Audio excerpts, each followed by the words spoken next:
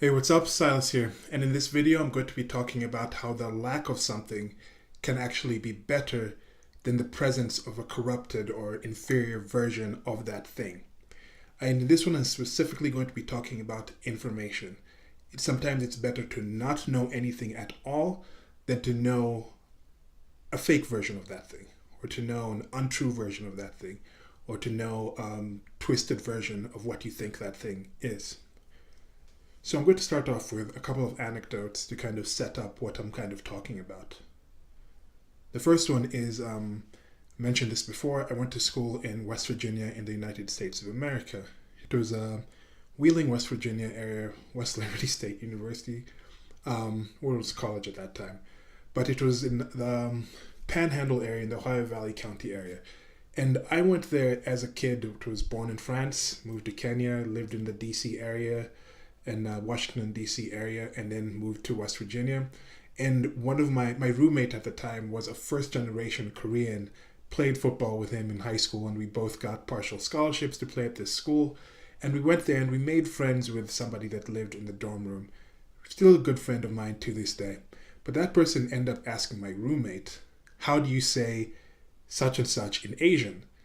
Because he actually thought that there was a language called Asian. He didn't understand that Korean was a different language and that was a separate thing. So instead of asking that, he just didn't have that information, that access to the difference between Korea and just Asia in general, that he asked that question. He was like, oh, okay, I noticed that. And he was like, okay, that's kind of odd. And I thought, okay, that's a lack of exposure thing. Why should he even know this? At that time, we kind of laughed about it. But after I kind of think about it more, and like, why would he know this? He's lived in this Ohio Valley County area. Ohio Valley County area. And he's probably only hung out and met with people who are multi-generational descendants from Europe who are American. So why should he actually have knowledge of the different languages and intricacies of what people speak like in other countries? And I remember after that first year kind of thinking like, okay, I expected some of this. It's a small town area. This is the flyover country that we've been talking about in the DC area, we're kind of aware about. And I just kind of understood that, yes, there's some differences here. When I go back to Maryland, go back to the DC area, where there's more international community of people, then I'd be like, yes, people there are going to be more aware, they're going to be more open, more worldly, more like I am. But then you go back and there's their own bubble of the information of the things that they see and the things they experience. They're also exposed to a very special subset of foreigners. For example, if somebody there meets me and is like, oh, I know a Kenyan, I've from a family that's moved around a lot, so I wouldn't necessarily be indicative of Kenyans.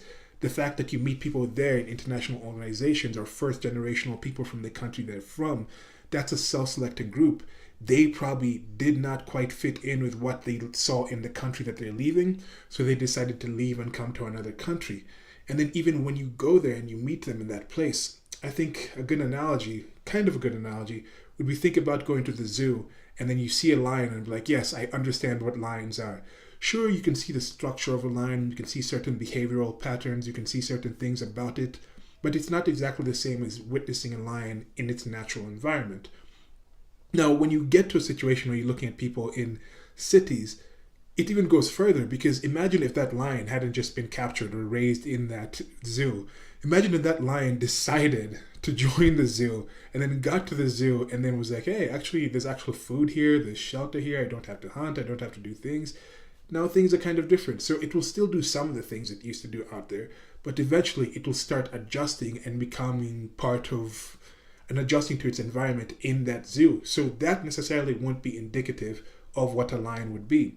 So you get to a situation and people in the cities, back in the DC area, even though they had seen more people from other countries, I think their view of other countries was also different. And definitely their view of their own country was different because they, of course, were seeing a lot of other people who weren't making up their country, but seeing people from other countries and being like, oh, this is what our country is like.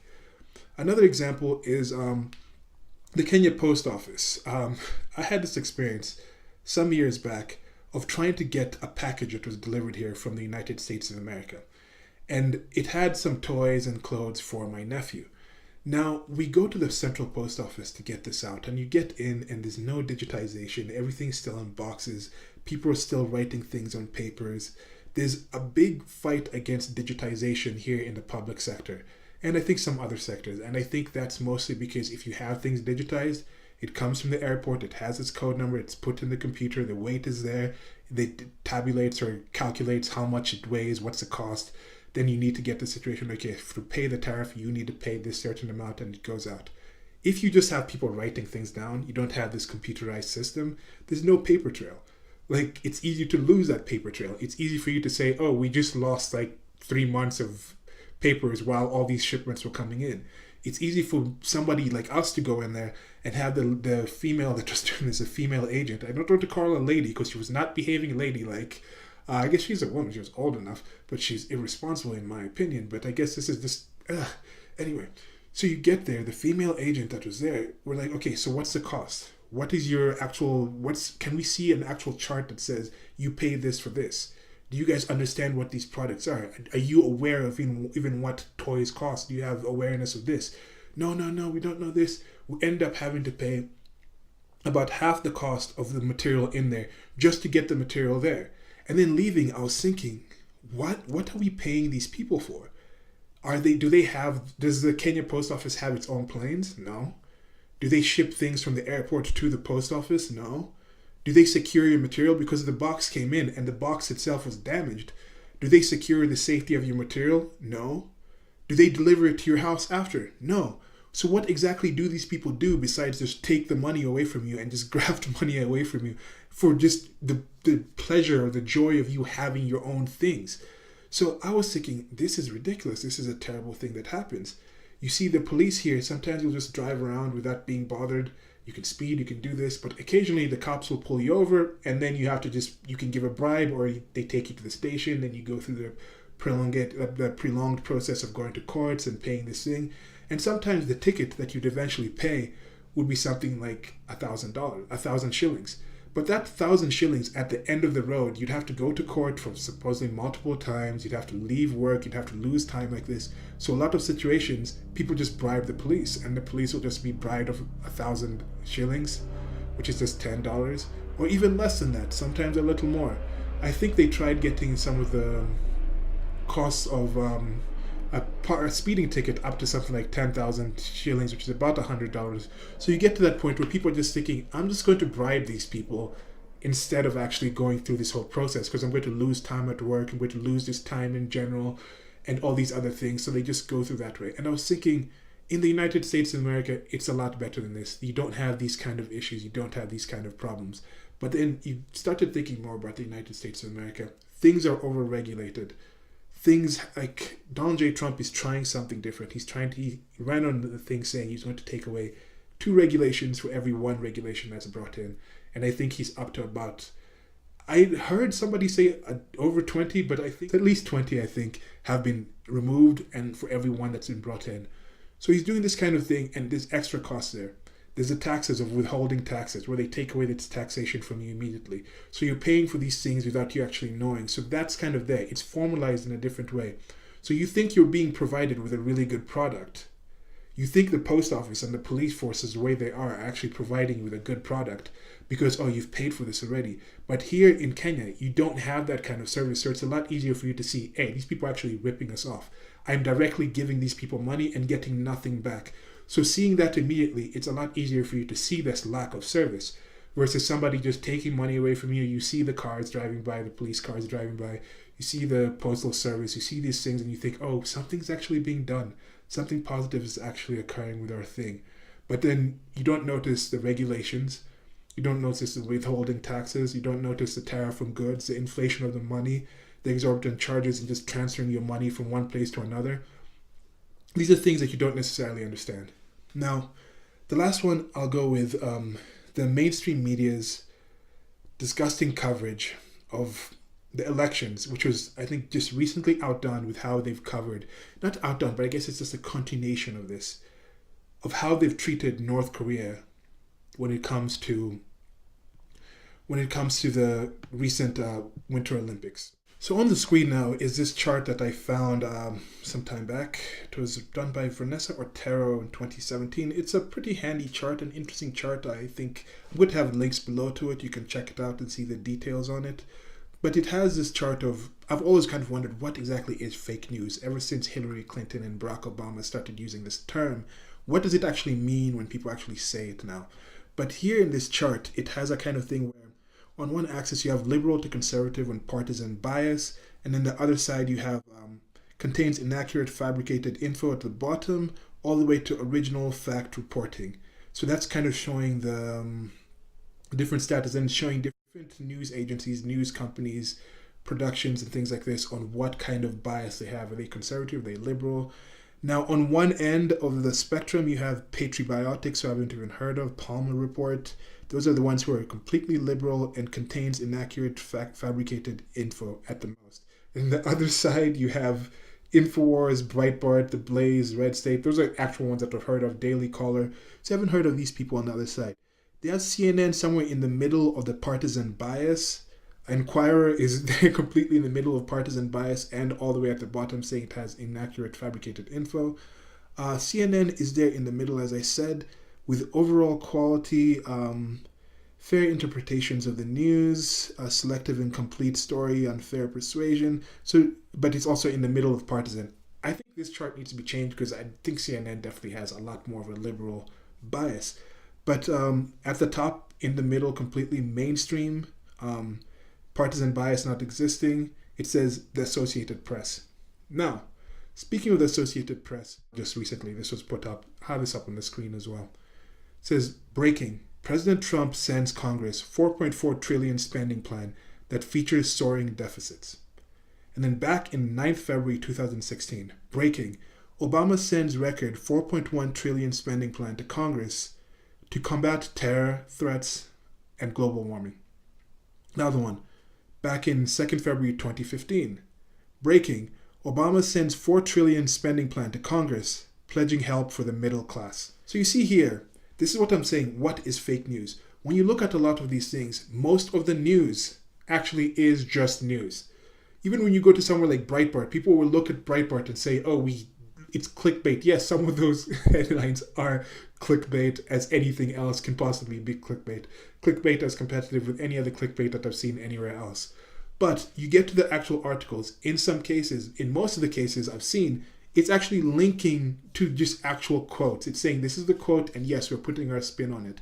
How different is that from what Associated Press is doing here? They're talking about, yes, President Trump sent the Congress the $4.4 trillion, just like Obama sent $4.1 trillion, just like he sent $4 trillion before. But you add that end, trillion spending plan that features soaring deficits.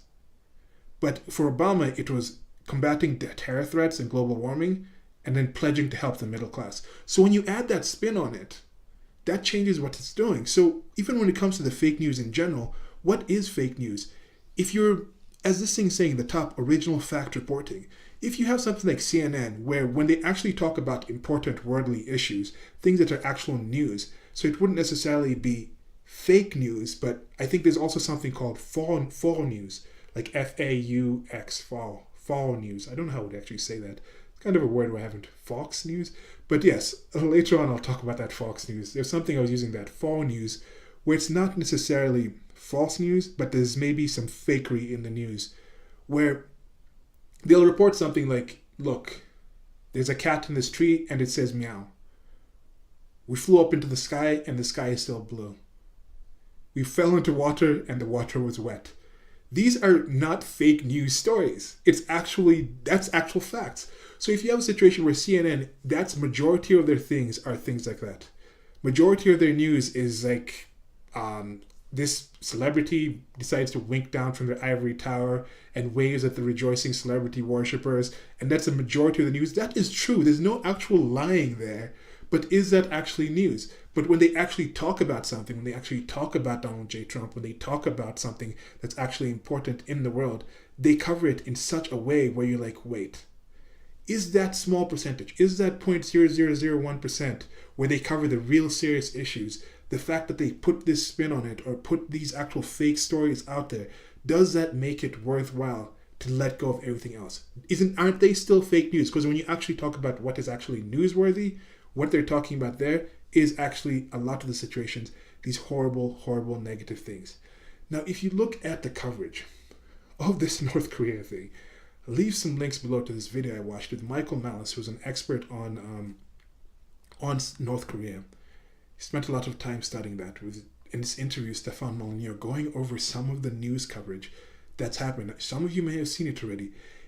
Truly, truly disgusting stuff. If you know what North Korea is like, it's truly, truly disgusting stuff. And that's what I'm saying.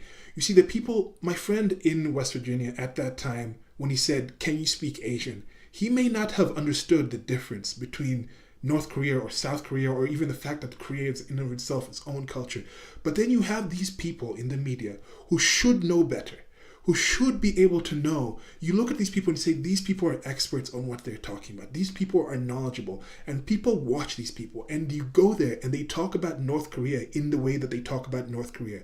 When North Korea is the world's biggest open air prison, when people there are suffering, they have that kind of situation to talk to those places about places like that. Saying, "Oh, Pence didn't stand up for the joint South Korean team or North Korean team walking across in the opening ceremony." First of all, did Pence stand up for the other teams, or did he only stand up for the United States of America? Not even that.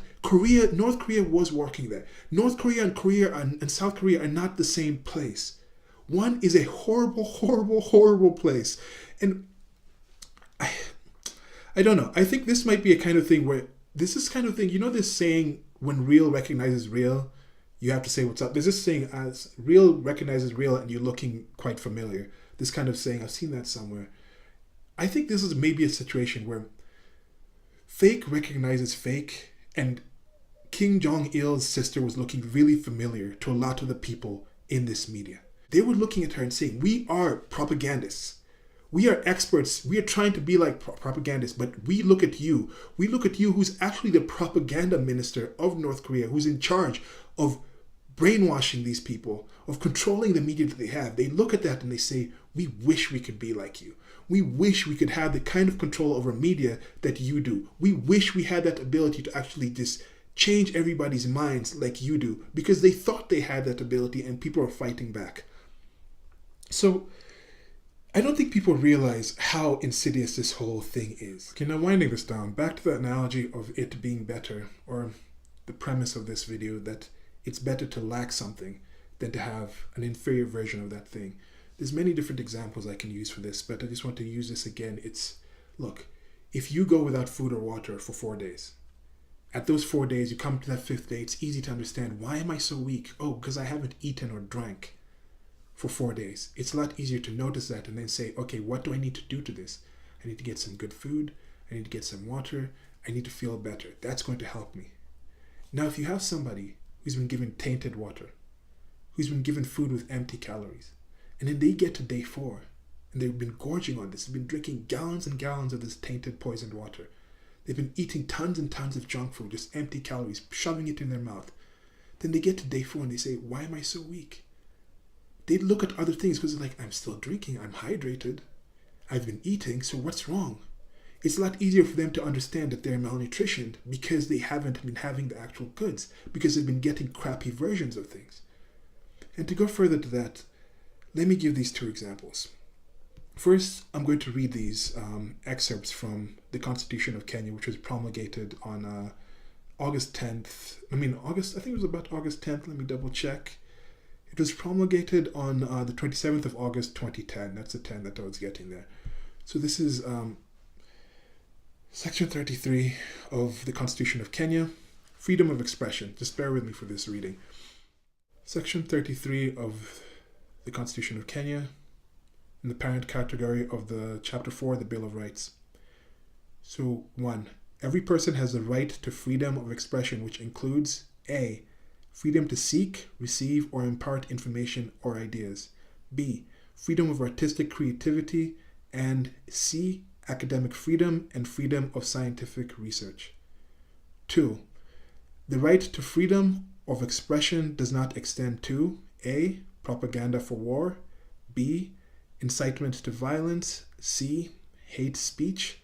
Or D, advocacy of hatred that, subsection 1, constitutes ethnic incitement, vilification of others, or incitement to cause harm, or 2, is based on any ground or discrimination specified or contemplated in Article 27, Section 4.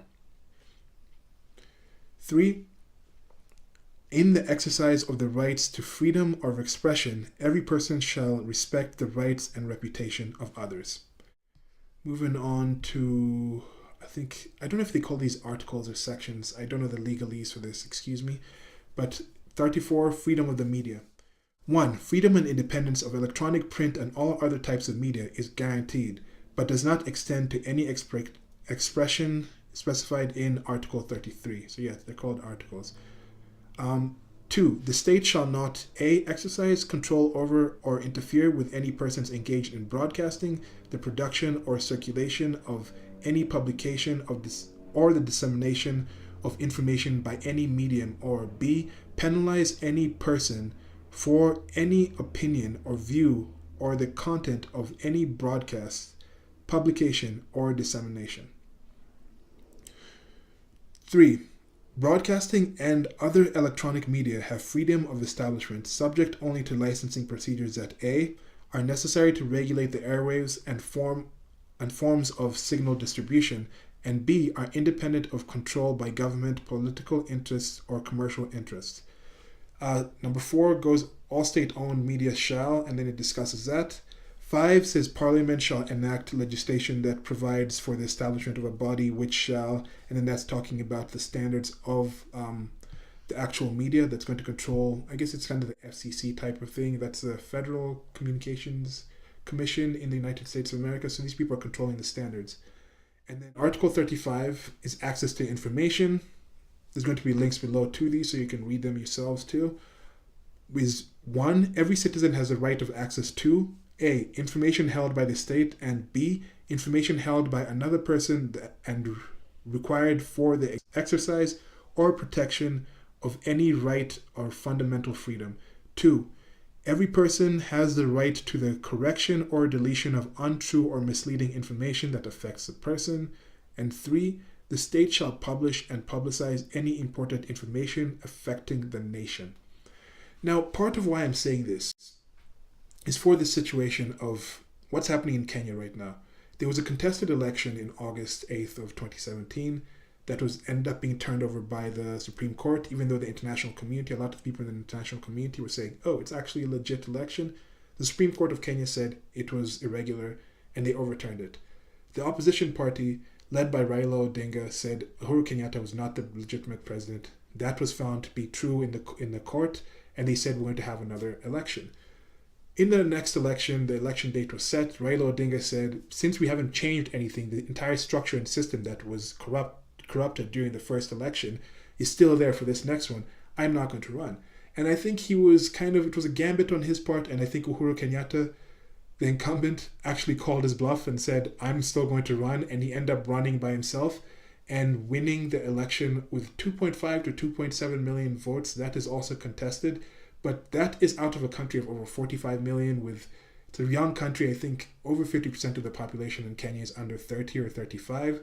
So you have a situation where maybe the actual voting public was about 12 to 16 or million, I think, the people can actually vote. Maybe more than that. It could be 15 to 20 million, but only 2.5, even if the figures are to be allowed, 2.5 to 2.7 actually voted in the current president of Kenya.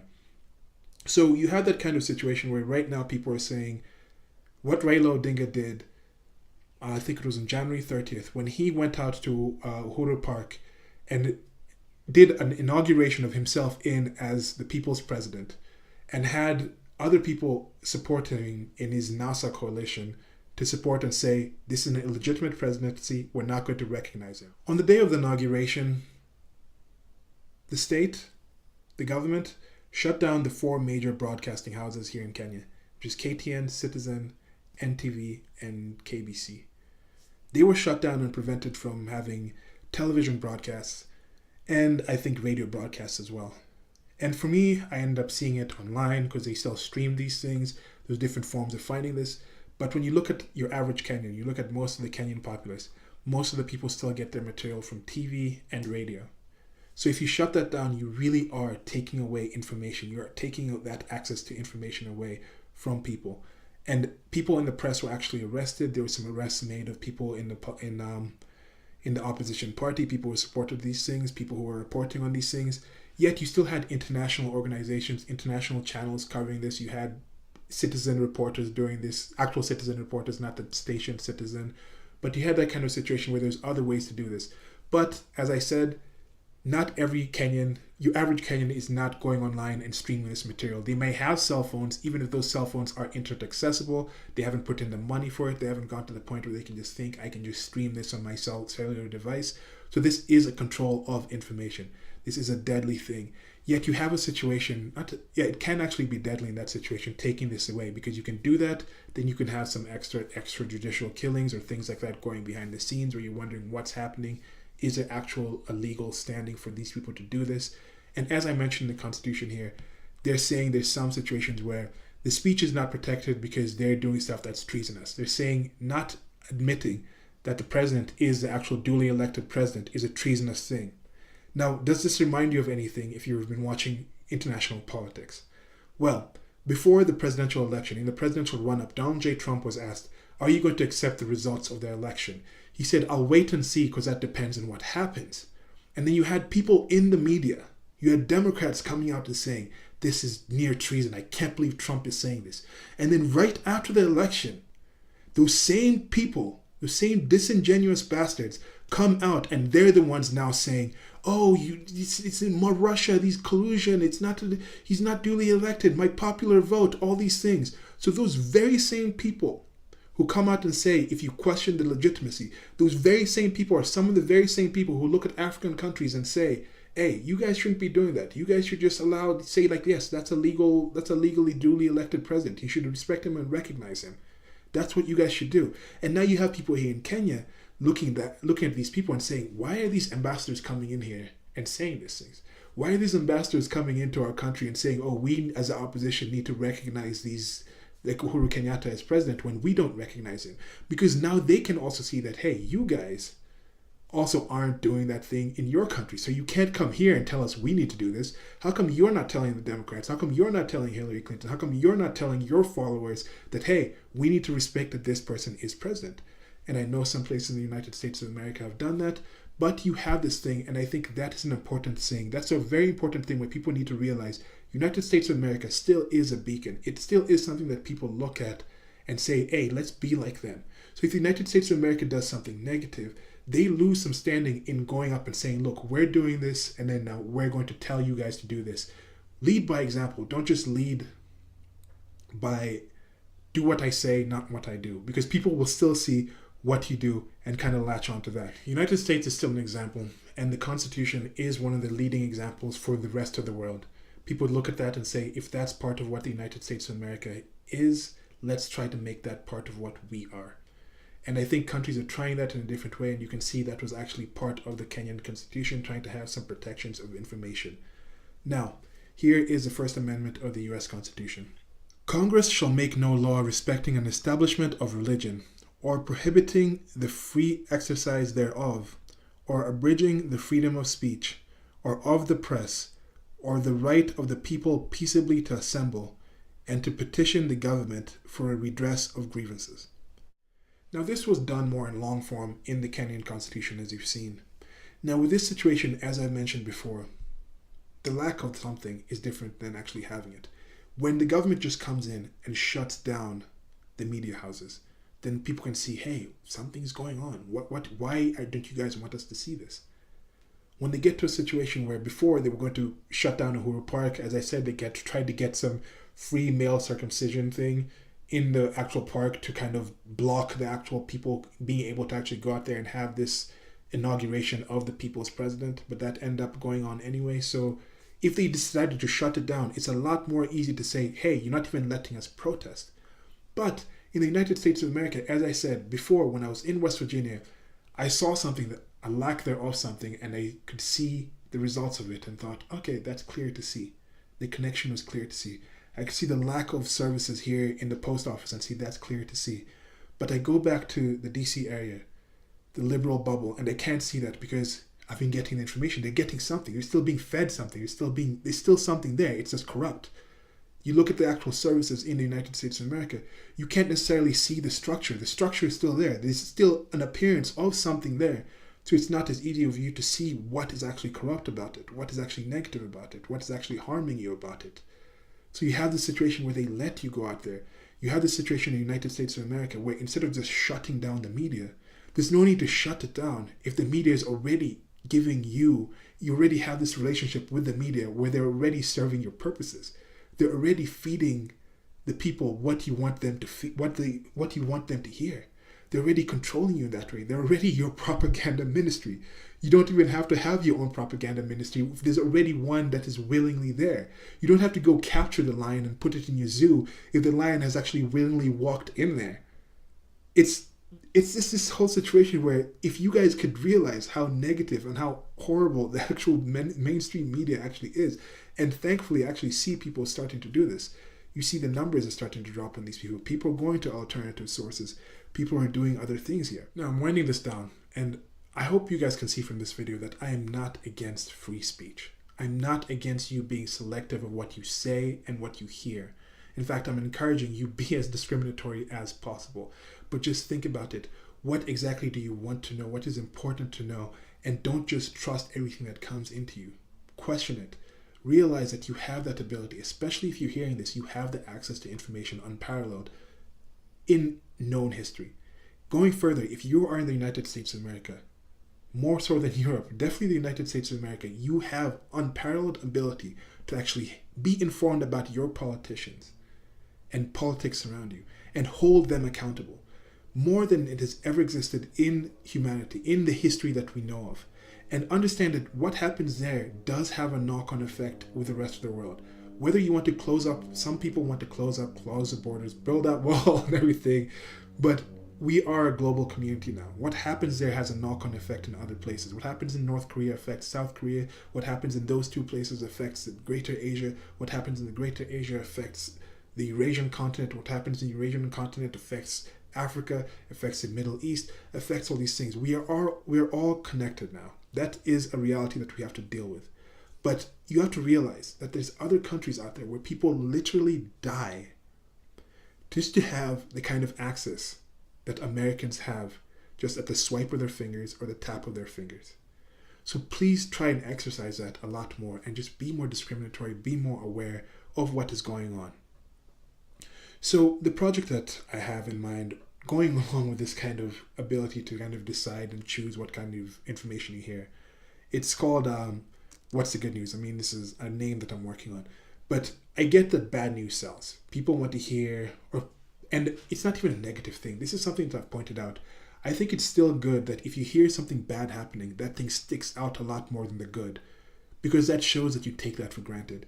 You know, if I tell you every day I'm just walking around doing nothing, being unmolested, just walking around safely, healthily, and then one day I break my leg and I'm sick and things like that, that day will stick out a lot more because it's an aberration. It's not the norm. The norm is being healthy, being safe, being protected, being happy. So I get that the bad thing sells in that sense.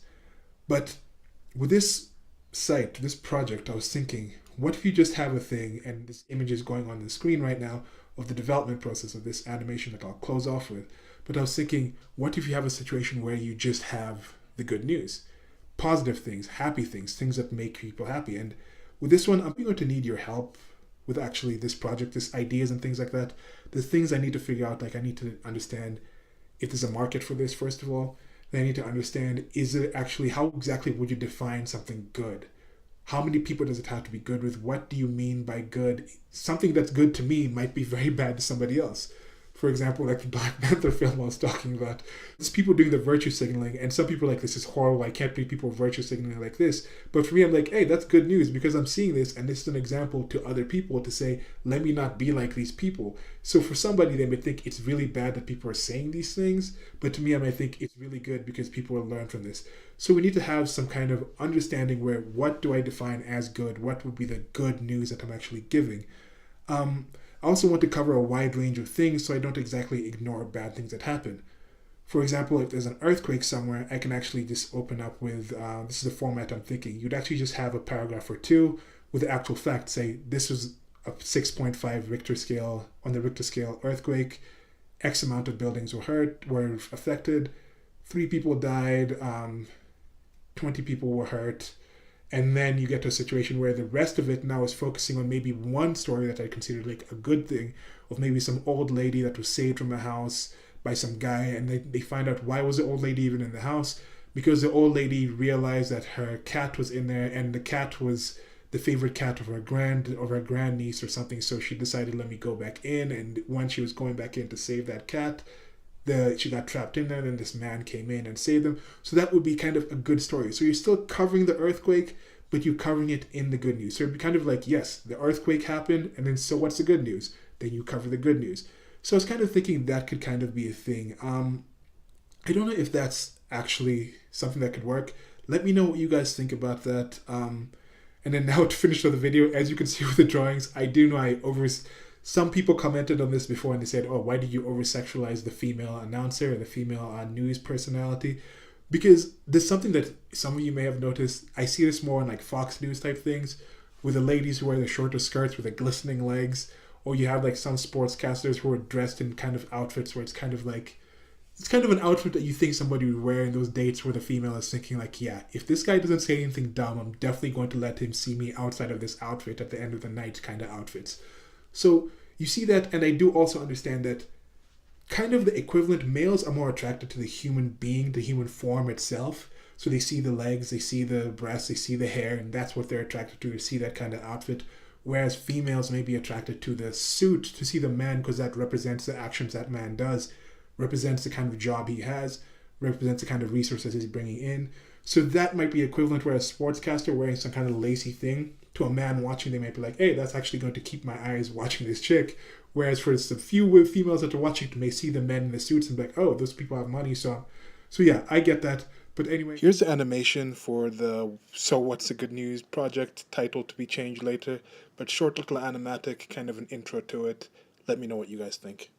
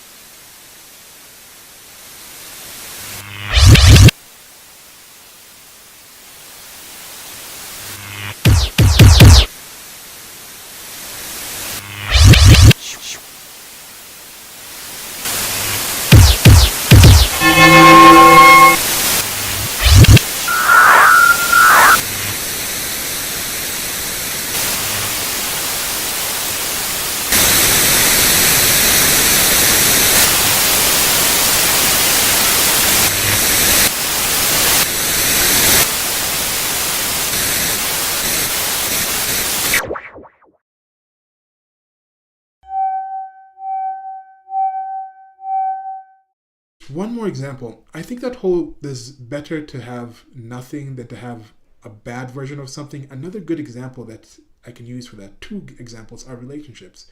A lot of people are like, oh, it's better to be single than to have a relationship. I'm like, no, that's probably because you've had bad relationships. It's better to be single, definitely, than to be in an abusive relationship. That one I will completely agree on. And actually goes back to kids as well. I think it's a lot of situation where it's better to be adopted, to understand you have no parents, than to have parents that are abusive to you, because you get to a situation where you start defining that thing in that abusive nature, and you start losing the fact that you start realizing that, hey, maybe this is the way things are. Maybe this is the best that it gets. Whereas if you just didn't have it, you have more space to kind of think that, hey, maybe I can actually get something better than this, analyze what is good parenting versus what's bad parenting versus having that bad parenting, that bad relationship as your kind of baseline to kind of define what good and bad is. So yeah, that's it for now. Like, share, and subscribe. Goodbye.